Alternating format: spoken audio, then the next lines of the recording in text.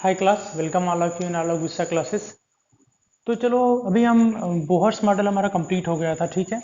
और हाइजेनबर्ग का अनसर्टेनिटी का जो प्रिंसिपल था वो भी खत्म हो गया था। जितने भी मॉडल पढ़े, अब देखो सबके मॉडल पढ़ लिए, तो अब जिसमें जो जो कमियां थी उसको हम दूर करेंगे। जैसे हम अभी पढ़ते हैं ड्रॉबैक्स ऑफ बोहर्स मॉडल। तो बोहर्स मॉडल में जो चीज़ें थी उसके ड्रॉबैक्स क्या थे, क्या क्या उसमें गलतियां थी। वैसे बोहर ने बहुत सारी चीज़ें निकाल के दी कि इलेक्ट्रॉन की एनर्जी, इलेक्ट्रॉन की काइनेटिक एनर्जी, इलेक्ट्रॉन की पोटेंशियल एनर्जी, इलेक्ट्रॉन की वेलोसिटी, इलेक्ट्रॉन का पोजीशन, रेडियस, हर चीज़ें बता दिया था। अच्छा देखो, जब आप हाइजेनबर्ग के अनसर्टेनिटी का प्रिंसिपल देख लिए, फार्मूला से भी डिराइव कर दिए थे कि अगर हम किसी का पोजीशन बता देते हैं तो उसका हम मोमेंटम नहीं बता पाएंगे, अगर मोमेंटम बता देंगे तो पोजीशन नहीं बता पाएंगे। तो देखो एक तो ऐसे ही गलत हो गया, ठीक है। बोहर्स मॉडल जो उन्होंने बोल दिया क्या कि इलेक्ट्रॉन यहाँ पे है, इतनी दूरी पे है, ठीक है, उसकी वेलोसिटी इतनी है तो उसकी एनर्जी इतनी, ये तो निकालना क्या हो जाएगा, असंभव हो जाएगा, इम्पॉसिबल हो जाएगा। तो देखो वही है, देखते हैं। देखो मैं एक नोट करके कराया था कि जो बोहर्स का मॉडल है वो ओनली हाइड्रोजन लाइक एलिमेंट्स के लिए अप्लीकेबल है, हाइड्रोजन लाइक एटम के लिए अप्लीकेबल है। तो वही पहला इसका ड्रॉबैक्स है। जो बोहर्स मॉडल है only valid for single electron species, only hydrogen like atom जो होते हैं जिसमें ओनली वन इलेक्ट्रॉन होता है सेल में, जैसे हाइड्रोजन या हाइड्रोजन लाइक एटम्स के लिए क्या है, ये एप्लीकेबल है। जैसे He plus Li plus B plus 3, तो इन सब चीजों के लिए ही एप्लीकेबल है। इससे बड़ा कर देंगे, हीलियम कर देंगे, नियान कर दिए, चल भाई बेरिलियम कर दिए, तो इसके लिए एप्लीकेबल नहीं होगा। तो ध्यान रखना, बोहर्स का model only hydrogen like atom के लिए वैलिड है। आगे, Bohr considered electron as a moving particle. Bohr ने क्या बोला था कि इलेक्ट्रॉन एक पार्टिकल के जैसा है, ठीक है, लेकिन आज क्या ये संभव है, नहीं, एक वेव नेचर शो करता है इलेक्ट्रॉन, ठीक है।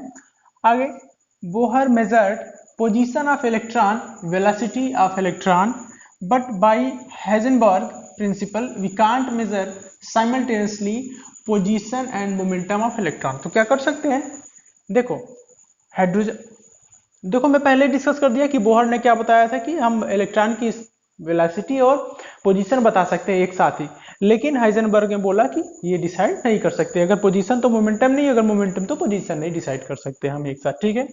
आगे, Bohr can't explain so splitting spectral lines in magnetic field. तो देखो बोहर ने ये भी नहीं बता पाया कि जो उसकी स्पेक्ट्रल लाइंस थी वो मैग्नेटिक फील्ड में स्प्लिट होती हैं कि नहीं होती है, ठीक है। तो देखो ये बोहर्स की कमियां जो थी वो कंप्लीट हो गया। तो चलो आगे हम एक इंस्ट्रक्शन देखते हैं और पढ़ते हैं हम श्रोडिंगर इक्वेशन, ठीक है। श्रोडिंगर का वेव इक्वेशन, देखो श्रोडिंगर के वेव इक्वेशन से क्या आया, हम जो क्वांटम नंबर पढ़ते हैं, जो कितने होते हैं क्वांटम नंबर, 4 होते हैं ना, N L M और S, ठीक है। तो देखो अब उसको पढ़ते हैं, क्या क्या होता है, N L M और एक S होता है जिसको स्पिन क्वांटम नंबर, इसके अकॉर्डिंग क्या करते हैं हम इलेक्ट्रॉन को भरते हैं। तो देखो एक इन्होंने श्रोडिंगर ने एक थ्री वेरिएबल का इक्वेशन दिया, थ्री वेरिएबल इक्वेशन दिया, जो क्या था, lambda square psi D X square lambda D square psi upon D Y square D square psi upon D Z square plus 8 pi square M square upon H, कुछ और भी था इसके साथ, जो भी रहा होगा, इक्वल टू 0 करके था। तो देखो इसको क्या बोलते थे, इलेक्ट्रॉन इक्वेशन। तो श्रोडिंगर ने जो इक्वेशन दिया इसको क्या बोलते हैं, इलेक्ट्रॉन इक्वेशन बोलते हैं, ठीक है। अब देखो ये क्या था, थ्री डायमेंशनल इक्वेशन है, क्या है, थ्री वेरिएबल है एक्स वाई जेड और थ्री डायमेंशनल इक्वेशन है। यही जो थ्री डायमेंशनल है इसका मतलब क्या है कि इसमें थ्री क्वांटम नंबर्स हैं, क्या है, थ्री क्वांटम नंबर्स है। और देखो यहाँ पे जो जाई स्क्वायर है, ये जाई स्क्वायर, इसको बोलते हैं प्रोबेबिलिटी ऑफ फाइंडिंग इलेक्ट्रॉन। जो यहाँ पे जाई स्क्वायर है इसको क्या बोलेंगे, probability of finding of electron. जहां पे प्लेस एक तरह से बस यही समझो कि जो जाई स्क्वायर इसको बोलते हैं probability of finding of electron.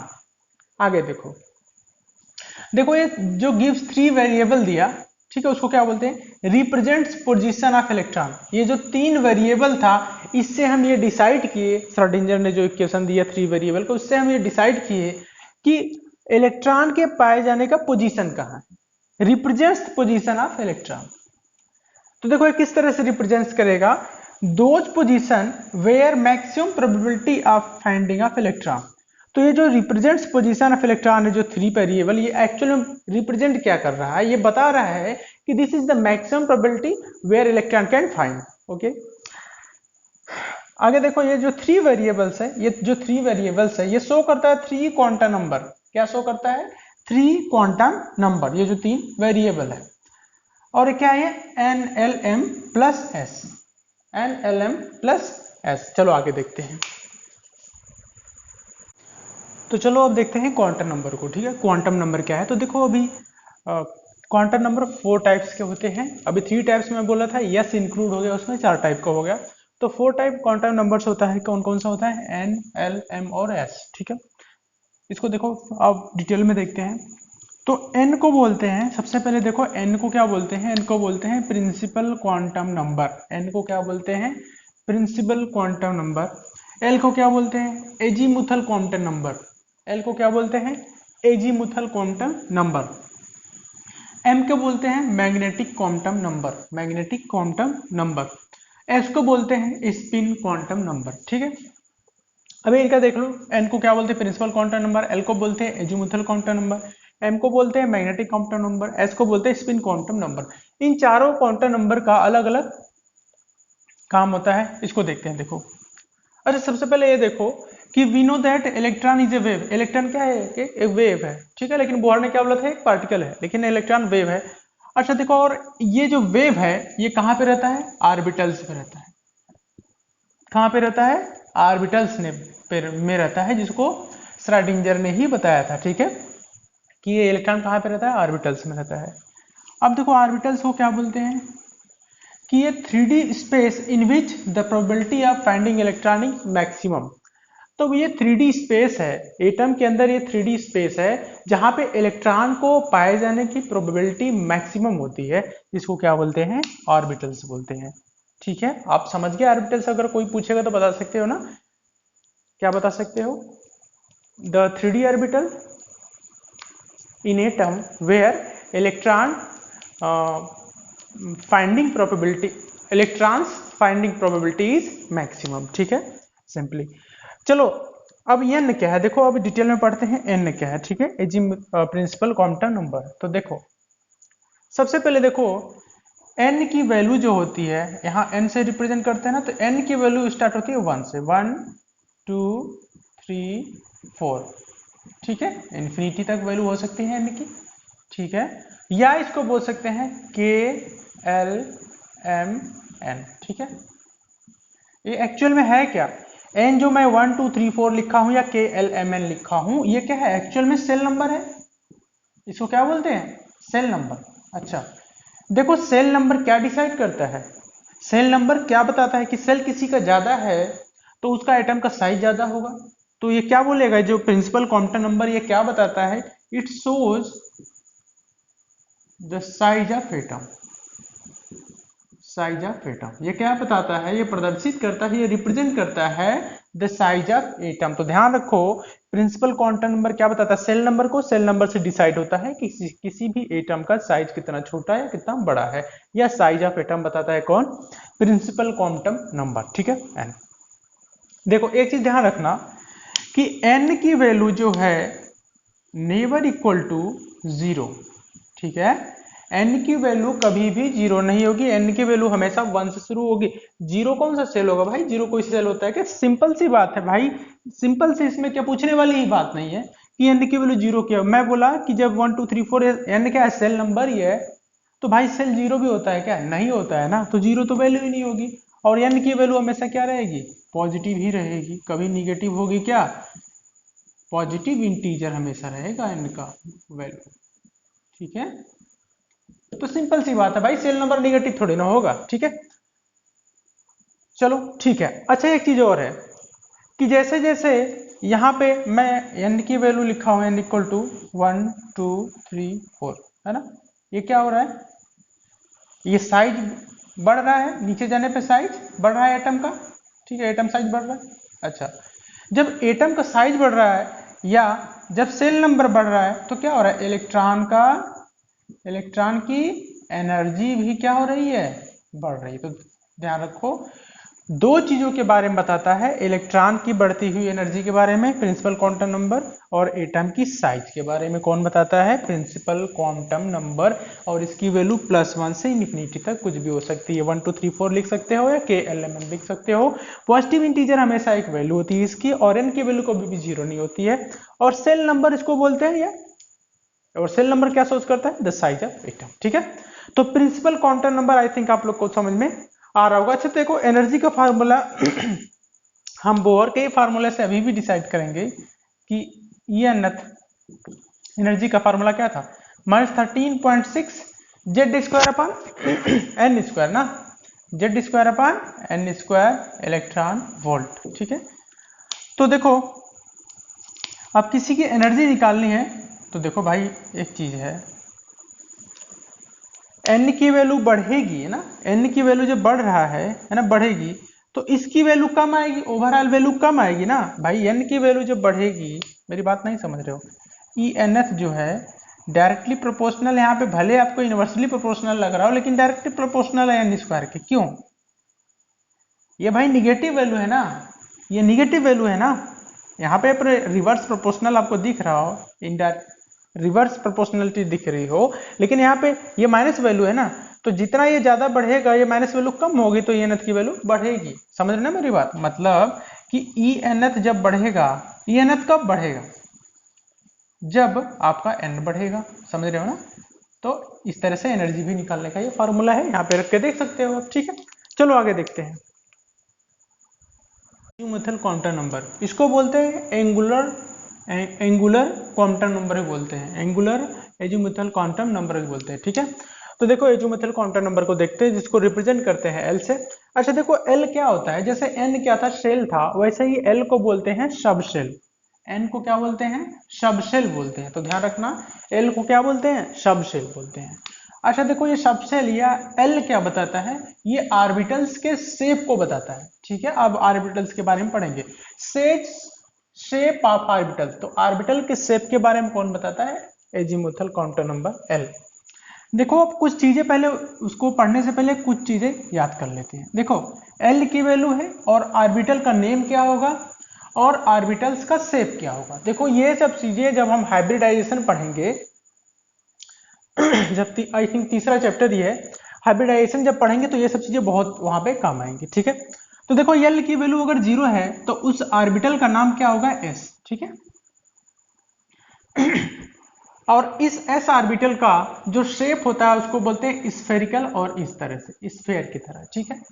और L की वैल्यू अगर 1 है तो ऑर्बिटल्स क्या नेम होगा उसका, P होगा। और क्या होगा उसका orbital shape, dumbbell, dumbbell shape होगा, इस टाइप को, ठीक है। डंबल करते हो ना आप, ऐसे ऐसे, ठीक है, डंबल, डंबल का शेप, ठीक है। और L की वैल्यू अगर 2 है, ठीक है, तो ऑर्बिटल का नेम क्या होगा, D, और उसको बोलेंगे डबल डंबल, दोनों हाथों में डंबल ले लिए, ठीक है, डबल डंबल, ठीक है, या डंबल इस तरह से रख दिए, डबल डंबल, D का नेम, ठीक है, इस तरह से उसका शेप होगा। अगर L की वैल्यू 3 है तो उसको बोलेंगे F ऑर्बिटल। और देखो, इसका कॉम्प्लिकेटेड शेप 8 फोल्डेड स्ट्रक्चर होता है, जैसे ये 2 फोल्डेड है वैसे 8 फोल्डेड स्ट्रक्चर होता है, जो किसका होता है, F का। और 4 वैल्यू हो तो ऑर्बिटल का नाम G होता है, इसका भी डिसाइड नहीं हुआ, ठीक है, ये किस तरह से स्ट्रक्चर होगा। तो आप पहले ये समझ लिए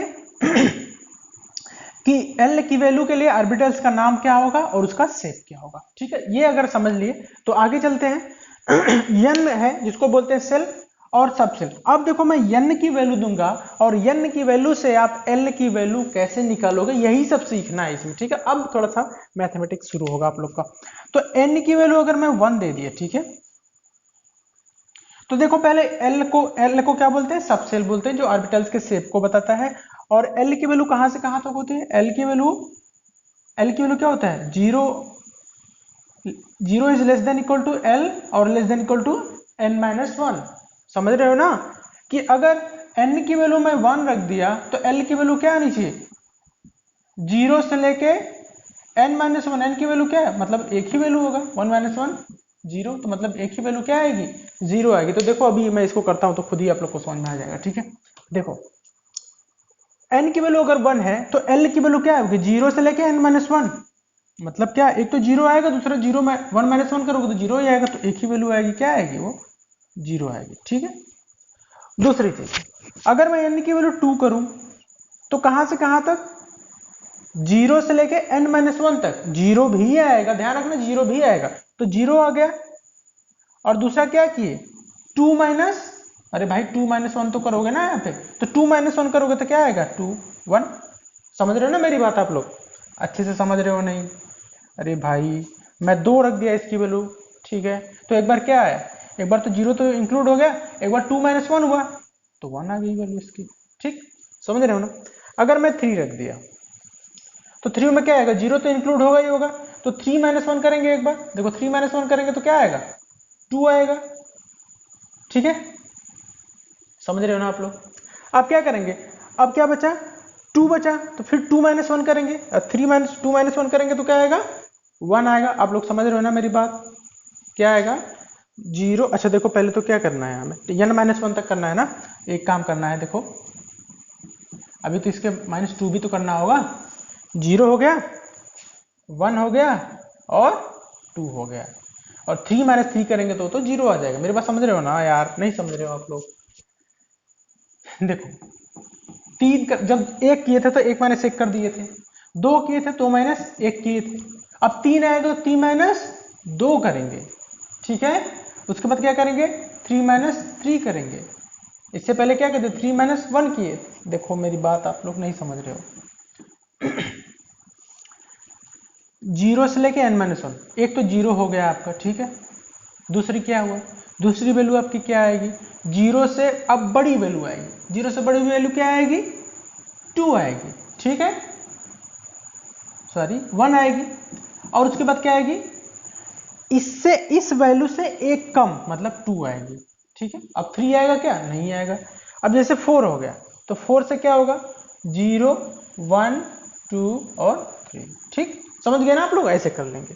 अच्छा देखो L के लिए से नाम क्या था, ऑर्बिटल का नाम क्या था L के लिए, तो नाम क्या था L के लिए, L के लिए नाम क्या था, अरे भाई बोलो, 0 के लिए S था ना, तो क्या कर देंगे यहाँ पे 1S कर देंगे, ठीक है, क्योंकि सेल नंबर क्या है 1 है, तो सेल नंबर 1 और 0 को क्या बोलते हैं, S बोलते हैं। अब देखो यहाँ पे दूसरा नंबर सेल, तो यहाँ पे क्या बोलेंगे 2S, है ना, 2S, और 1 के लिए L का नाम क्या होता है, 1 के लिए L का नाम क्या होता है, P होता है, तो 2P, 2S 2P, ये हो गया, ठीक है। देखो अब थोड़ा थोड़ा आपका स्टार्ट हो रहा है। अब 3 है, तो देखो अब 0 0 तो है ही, यहाँ S है, तो लेकिन तीसरा सेल है तो क्या हो जाएगा 3S। 1 के लिए, अरे 1 के लिए P होता है तो 3P, और 2 के लिए, तो 2 के लिए क्या है इसका नाम क्या है, 2 के लिए देखो 2 के लिए D है, तो क्या हो जाएगा 2D, ठीक, आगे इसी तरह से देखो इसको करेंगे तो क्या आएगा, देखो 4 सेल है तो 4S, और 1 के लिए तो 4P 2D और 3F, ठीक है। तो ये आपको समझ में आया कि नहीं, एक बार फिर से आप लोग इसको रिपीट करके वीडियो देखना, अगर नहीं समझ में आया तो मैं फिर से एक बार बता दूंगा, ठीक है। ये ध्यान रखना बस कि L की वैल्यू 0 इंक्लूड करके n-1 तक रहेगी, मतलब इससे एक कम वैल्यू, जो वैल्यू है आपकी, जैसे मैं 5 ले लिया, चलो अब इसके लिए L की वैल्यू बता रहा हूं तो पहले 0 इंक्लूड होगा, n-1 तक जाएगा, 0 से लेके n-1 तक, तो n-1 वाली वैल्यू क्या होगी, 5 माइनस 1 4 होगा, इससे एक कम वैल्यू 3 होगा, और इससे एक कम वैल्यू 2 होगा, फिर 1 होगा, अब तो 0 तो है ही, तो ये इस तरह से वैल्यू आएगी, ठीक है। तो आप लोग को ये समझ में आया एजीमुथल क्वांटम नंबर। तो पहले आज ये 2 ही नंबर देखते हैं, फिर नेक्स्ट क्लास में आप लोग को दूसरी वीडियो में और भी एक्सप्लेन कर दूंगा 2 और जो क्वांटम नंबर है, इसको थोड़ा डिटेल में पढ़ेंगे। पहले इतना आप लोग देख लो, कैसा आप लोग को लगा आप जरूर कमेंट करें। Thank you class.